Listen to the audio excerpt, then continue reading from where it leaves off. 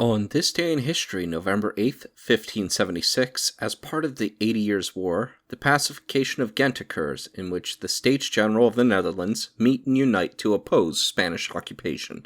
Included in the following is an excerpt from the 1944 edition of the Encyclopedia Britannica, going over the history of the city.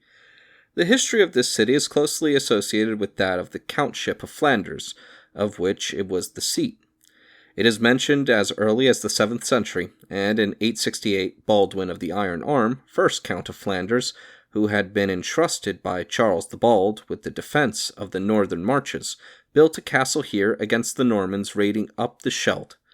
This was captured in 949 by the Emperor Otto I, and was occupied by an imperial burgrave for some 50 years, after which it was retaken by the Counts of Flanders. Under their protection, and favored by its site, the city rapidly grew in wealth and population, the zenith of its power and prosperity being reached between the 13th and 15th centuries, when it was the imperium of the trade of Germany and the Low Countries, the center of a great cloth industry, and could put some 20,000 armed citizens into the field. The wealth of the burghers during this period was equaled by their turbulent spirit of independence. Feuds were frequent, against the rival city of Brogues, against the counts, or within the city itself, between the plebeian crafts and the patrician governing class. Of these risings, the most notable was that in the earlier half of the 14th century, against Louis de Crécy, Count of Flanders, under the leadership of Jacob van Artevelde. The earliest charter to the citizens of Ghent was that granted by Count Philip of Flanders between 1169 and 1191.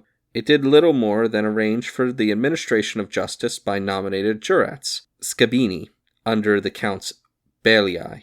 Far more comprehensive was the second charter granted by Philip's widow Matilda, after his death on crusade in 1191.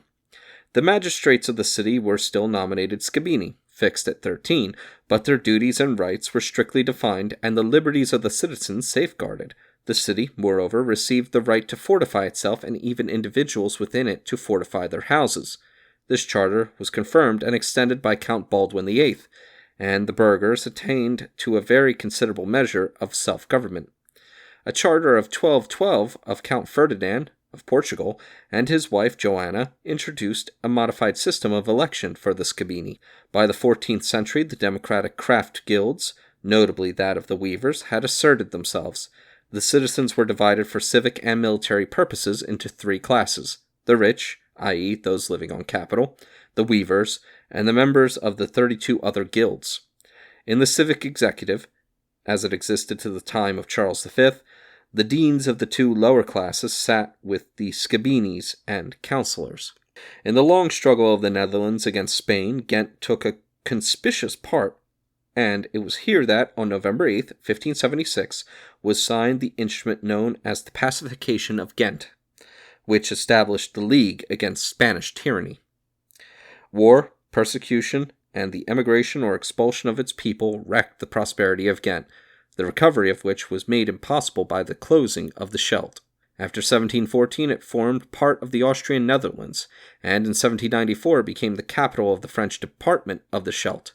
In 1814, it was incorporated in the Kingdom of the United Netherlands, and in 1830 became part of Belgium.